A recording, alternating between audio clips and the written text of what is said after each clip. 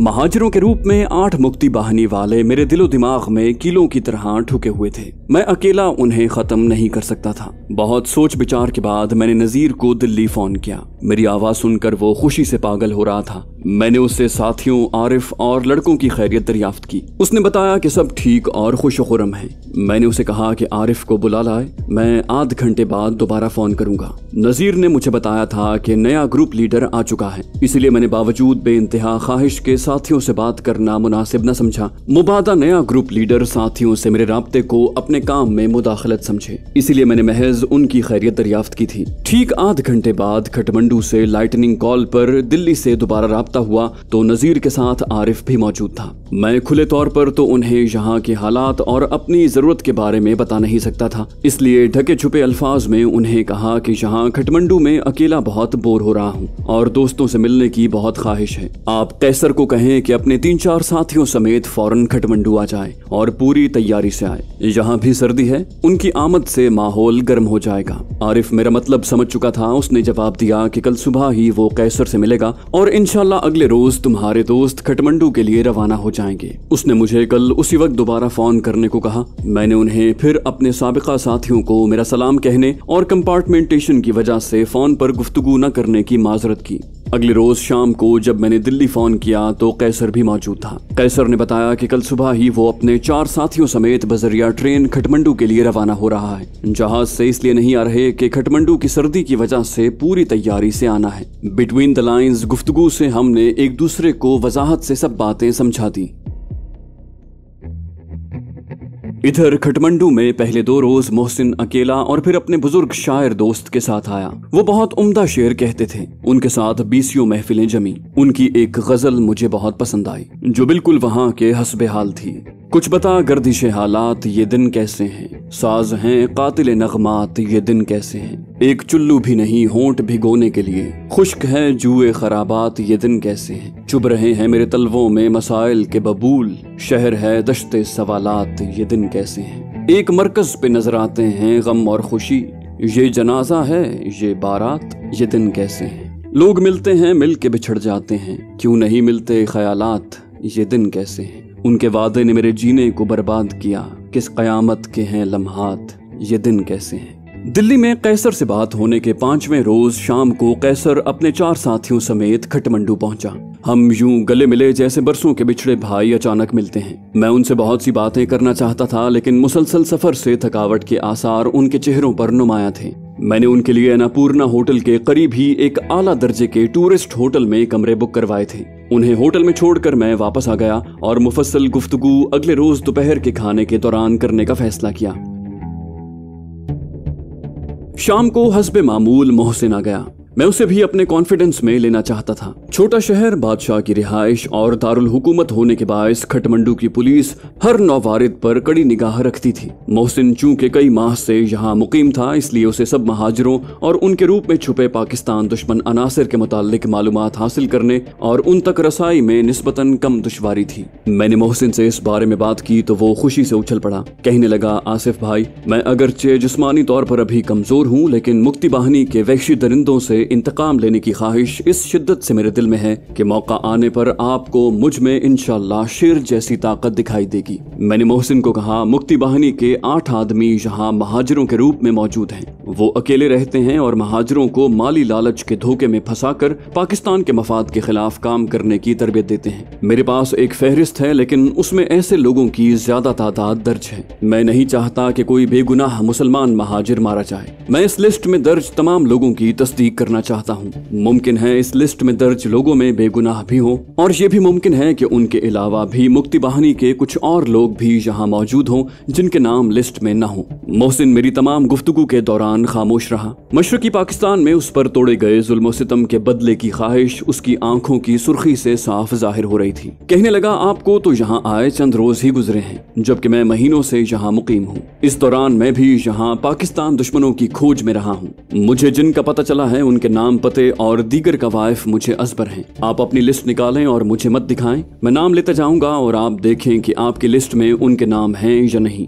मैंने लिस्ट निकाली। मोहसिन मेरे सामने ही सोफे पर बैठा हुआ था। वो एक एक करके नाम लेने लगा। मैं हैरान था कि उसके बताए हुए तमाम नाम लिस्ट में मौजूद थे। लिस्ट के सारे नाम खत्म हो गए, लेकिन वो न रुका। मैंने एक अलहदा कागज पर वो सब नाम और पते लिख लिए। ये उन महाजिरों के नाम थे जिन्हें मुक्ति बाहिनी वाले प्लांट करने में कामयाब हो गए थे। मोहसिन ने बताया कि उनमें से 3 महाजिर अपनी फैमिली यहीं छोड़कर पाकिस्तान जा चुके हैं और उनसे ये वादा किया गया है कि जब वो पाकिस्तान से मतलूबा मालूमात खटमंडू भेज देंगे तो उनकी फैमिली को भी पाकिस्तान भेज दिया जाएगा। मैंने मोहसिन को टोका और सवाल किया कि पाकिस्तान भेजने के तमाम इंतजाम, जाने वालों की लिस्टें और शेड्यूल तो पाकिस्तानी सिफारत खाने के हाथ में है। फिर मुक्ति बाहिनी के ये एजेंट अपनी मर्जी से कैसे पूरी फैमिली में से एक फर्द को पाकिस्तान भिजवाते हैं और बकिया फैमिली को रुकवा सकते हैं। मोहसिन हंस पड़ा और कहने लगा, आसिफ भाई, सब कुछ मुमकिन है। एम्बेसी में 10,000 रुपए देकर अगले रोज जाने वाली फ्लाइट पर जाने वालों की फहरिस्त से किसी का भी नाम कटवा कर अपना नाम लिखवाया जा सकता है और इसी तरीके से मेरे बताए तीनों महाजिर पाकिस्तान जा चुके हैं।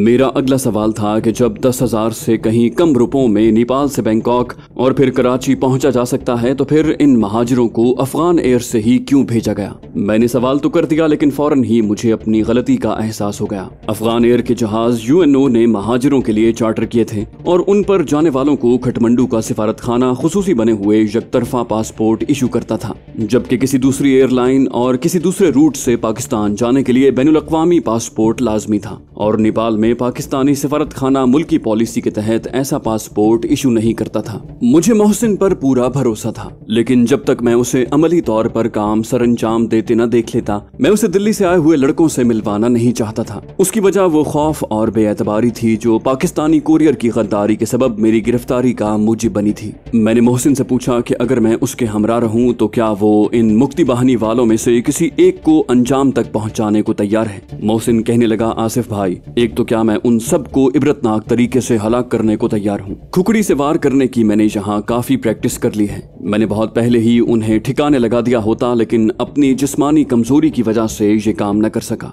आप साथ हों और अगर मैं कहीं कमजोर पड़ जाऊं तो मेरी मदद करें तो मैं ये काम बिला तौक़ुफ़ के करने को तैयार हूँ। मैंने मोहसिन को अच्छी तरह से ठोंक बजाकर उसे आइंदा रात 8 बजे अपनी खुकड़ी साथ लाने और अपना पहला शिकार खुद मुंतखब करने का कहकर रुखसत कर दिया। दूसरे रोज दोपहर को मैं टूरिस्ट होटल गया। कैसर और चारों लड़के मेरे इंतजार में थे। खाने के बाद हम सब कैसर के कमरे में गए और वहाँ मीटिंग शुरू हुई। मैंने उन्हें यहाँ के तमाम हालात तफसीलन बताकर कहा कि मुक्ति बाहिनी के 8 आदमी यहाँ पूरी आजादी से अपनी सरगर्मियों में मसरूफ हैं, उन्हें ठिकाने लगाना है। मैंने उन्हें बताया कि एक बिहारी महाजिर भी हमारे साथ इस काम में शरीक होगा और पहला शिकार वही करेगा। लड़के अपने साथ रिवॉल्वर, पिस्तौल और बड़े चाकू लाए थे। मैंने उन्हें कहा कि यहाँ सिर्फ चाकू इस्तेमाल किए जाएंगे क्योंकि बारूदी असलहे की आवाज से हमसाए फौरन बेदार हो जाएंगे। मैंने उन्हें कहा कि अगर हमने हर रोज 1-2 शिकार किए तो पुलिस चौकन्नी हो जाएगी, इसलिए ऐसा प्रोग्राम बनाना चाहिए कि एक रात में ही सबको ठिकाने लगा दिया जाए। पुलिस के अलावा चूंकि मुक्ति बाहिनी वालों का भी आपस में राब्ता है, इसलिए अगर हर रोज उनकी 1-2 लाशें गिरने लगी तो बाकी खौफजदा होकर गायब हो जाएंगे और हमारा मिशन अधूरा रह जाएगा।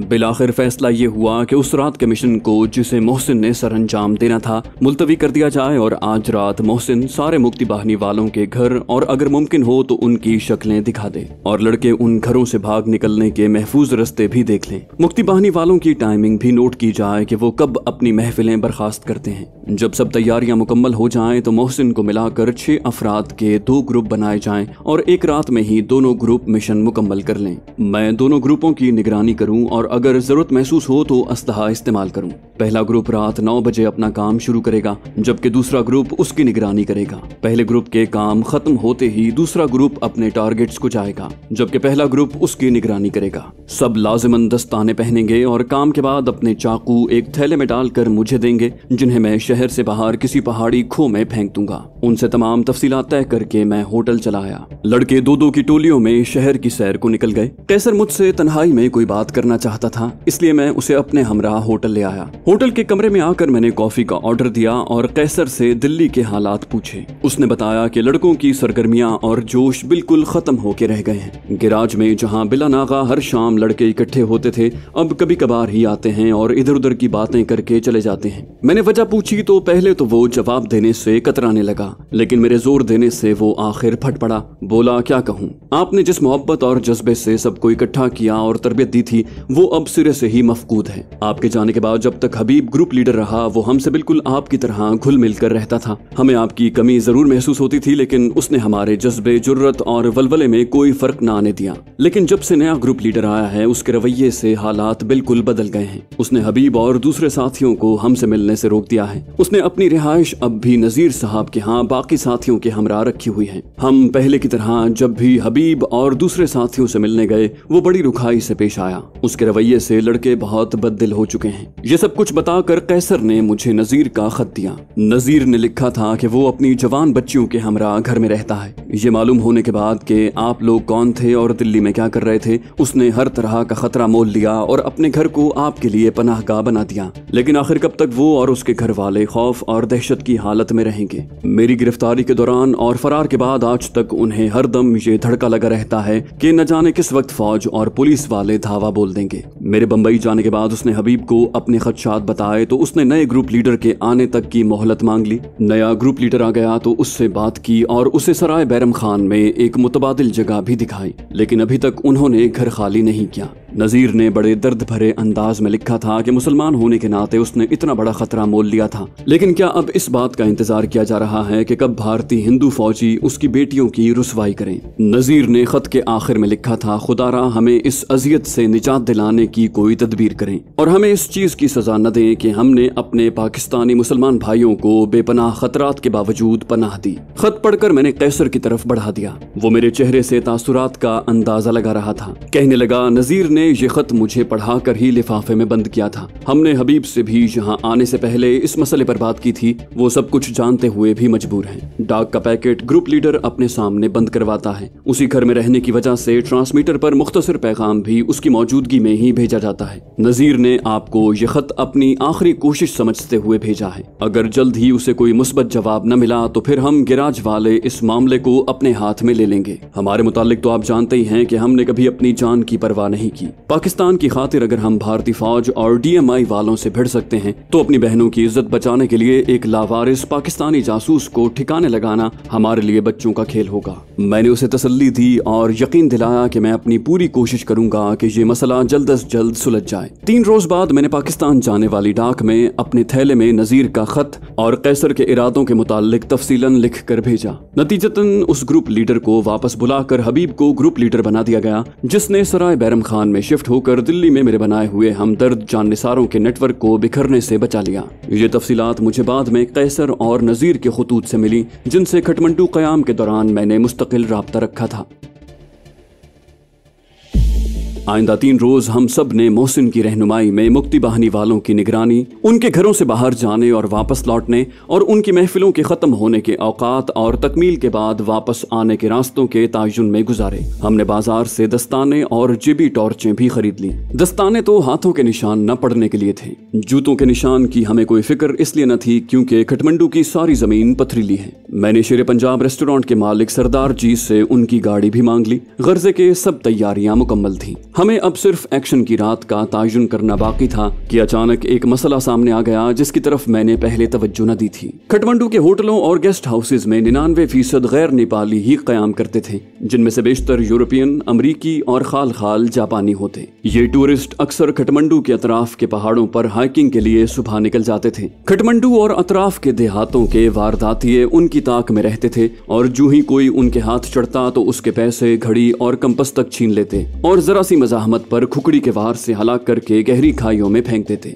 जब ऐसी वारदातों में इजाफा हो गया तो हुकूमत ने होटल और गेस्ट हाउसेज वालों को पाबंद किया कि हर रात 9 बजे मेहमानों की वापसी की रिपोर्ट बनाकर पुलिस को भेजें। सर्दियों में वैसे भी खटमंडू रात 8 बजे ही वीरान हो जाता था। हमारा मसला ये था कि हमारा मिशन रात 8 के बाद शुरू होकर नामालूम कब तक जारी रहता। एक ही रात में 8 महाजिरों के खटमंडू जैसे पुरअमन शहर में कत्ल होने की खबर न सिर्फ खटमंडू बल्कि पूरे नेपाल की पुलिस को हिलाकर रख देती। होटलों और गेस्ट हाउसेज की उस रात की रिपोर्ट के मुताबिक जो मेहमान उस रात 9 बजे तक वापस न आए होते वो पुलिस की नजर में जरूर मुश्तबा बन जाते। पुलिस अगर जरा भी होशियारी दिखाती तो तफ्तीश की तान लड़कों और बिलाखिर मुझ पर आन टूटती। मैं पहले ही महाजिरों में बिला वजह रुपए तकसीम करने से मौजूए गुफ्तगू बन चुका था। शेर पंजाब के मालिक सरदार जी की तरह न जाने कितने लोग भारतीय अखबारों में मेरी तस्वीर और खबरें पढ़कर मेरी असलियत जान चुके थे। भारतीय सिफारत खाने में यकीनन मेरे मुतालिक इत्तलात मौजूद थी। नेपाली पुलिस को मेरी असलियत का पता चल जाता तो भारत के साथ मुआहदे के मुताबिक मुझे पाबंदे सिलासिल करके भारत के हवाले कर दिया जाता और मेरे साथ कैसर और लड़के भी मारे जाते। ये मसला सामने आया तो हमने आर्जी तौर पर मिशन मुलतवी कर दिया। मेरा होटल वसी रकबे पर फैला हुआ था और 2 मंजिला था। मैं अपने कमरे की अकबी खिड़की से रस्से के जरिए आसानी उतर सकता था और शाम को वापसी के इंदराज के बाद खिड़की से उतरकर अंधेरे में गायब हो सकता था। मैंने होटल के चारों तरफ घूमकर अच्छी तरह से जायजा लिया। मेरे फ्लोर पर जितने कमरे थे उनकी अकबी खिड़कियां मेरे कमरे की तरह हमारे काम के लिए मौजू थी। इस तरफ से मुतमईन होकर मैंने कैसर से मशवरा किया और अगले दिन ये 5 अन्नपूर्णा होटल में चेक इन हो गए। अब दूसरा मसला हमारे सामने ये था कि होटल से निकलते वक्त सारे होटल की बिजली बंद की जाए। होटल की बिल्डिंग के अलावा उनके दोनों लॉन्स में भी नीलगू रोशनी के गार्डन लैंप्स थे। उनकी रोशनी में होटल के गार्ड्स हमें खिड़कियों से उतरते हुए जरूर देख लेते। बिजली गुल होने के बायस एक तो अंधेरा हो जाता, दूसरे गार्ड्स ने फितरी तौर पर मरकजी बिल्डिंग के मेन गेट की तरफ मुतवज्जे हो जाना था और हमें निकल भागने का मौका आसानी से मिल जाता। अब हमें होटल के स्विच रूम की तलाश थी जो हमें जल्द ही मिल गया। लॉबी के आखिरी कोने में वॉशरूम के साथ बगैर दरवाजों की एक कमरा नुमा जगह में दीवार पर 3 बड़े मेन स्विच लगे हुए थे। दिन के वक्त 2 स्विच ऑन और एक ऑफ रहता था। ऑफ स्विच यकीनन होटल की बैरूनी लाइट्स और लॉन की बत्तियों का था, जबकि दूसरे 2 स्विच दोनों फ्लोर्स के थे। कैसर ने लॉबी में टहलना शुरू कर दिया, जबकि चारों लड़के ऐसी मुख्तलिफ जगहों पर खड़े हो गए जहां से कैसर को इशारों से पैगाम दिया जा सके। मैंने रिसेप्शन पर जाकर स्टाफ से नेपाल के मुख्तलिफ ब्रोशर मांग कर उन्हें अपनी तरफ उलझा लिया। लॉबी में बैठे चंद लोगों को अपनी तरफ मुतवज्जे करने के लिए एक लड़का यकायक जोर से चिल्लाने लगा कि उसने फर्श पर बिछे कारपेट के अंदर एक सांप को घुसते देखा है। सबकी तवज्जो उसकी तरफ मबजूल हुई और कैसर स्विच रूम में दाखिल हो गया। 1 मिनट के अंदर ही वो बाहर आया। हम अभी सांप देखने वाले लड़के से सवाल ही कर रहे थे कि कैसर ने इशारा किया और हम एक एक करके बाहर आ गए। कैसर ने बताया कि उसने बैरूनी रोशनी वाले मेन स्विच का एक फ्यूज निकाल दिया है और बाजार से वैसे ही 2 फ्यूज खरीदने हैं। बाकी लड़के वापस होटल चले गए और कैसर और मैं बाजार से 1 घंटे में 2 फ्यूज खरीद लाए। मैंने मौका मिलते ही स्विच रूम में असली फ्यूज लगा दिया। अब हमने अपने मिशन की बाकी जुजियात पर सोचना शुरू किया। छोटा शहर होने के बायस खटमंडू में दिल्ली और बम्बई की निस्बत मिशन कामयाबी से पूरा करना बहुत ज्यादा दुश्वार था। बिजली गुल करने का जिम्मा कैसर ने लिया। एक फैसला ये हुआ कि अगर एक कमरा ग्राउंड फ्लोर पर ले लिया जाए तो ना तो हमको कुर्सियों के जरिए खिड़कियों से उतरना पड़ेगा और ना ही कैसर को अंधेरे में स्विच रूम में अपनी कार्रवाई करके ऊपर अपने कमरे तक जाना और फिर खिड़की के जरिए उतरने में वक्त जाया करने की जरूरत होगी। शाम को मोहसिन आया तो मेरी हिदायत पर वो अपने घर गया और अपने नए कपड़ों से भरा नया सूटकेस लेकर होटल में आकर ग्राउंड फ्लोर पर एक कमरा ले लिया। अगले रोज हम बाजार गए और मैंने सबके लिए खाकी रंग के ओवरकोट खरीद लिए जैसे खटमंडू की पुलिस सर्दियों में पहनती है। कैसर ने नेपाली रुपए के चौथाई और आधी कीमत के कई सिक्के लिए। मैं शाम को शेरे पंजाब रेस्टोरेंट गया और सरदार जी की गाड़ी ले आया। अब हम मिशन के लिए पूरी तरह से तैयार थे और हमें आज रात ही उसे सरअंजाम देना था।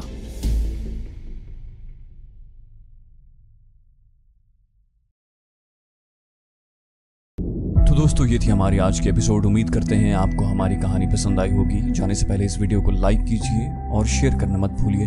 कमेंट करके हमें बताइए कि आपको हमारी वीडियो कैसी लगी और अगर अभी तक आपने इस चैनल को सब्सक्राइब नहीं किया तो इसे सब्सक्राइब कीजिए और बेल आइकन दबाकर ऑल नोटिफिकेशंस ऑन कर लीजिए।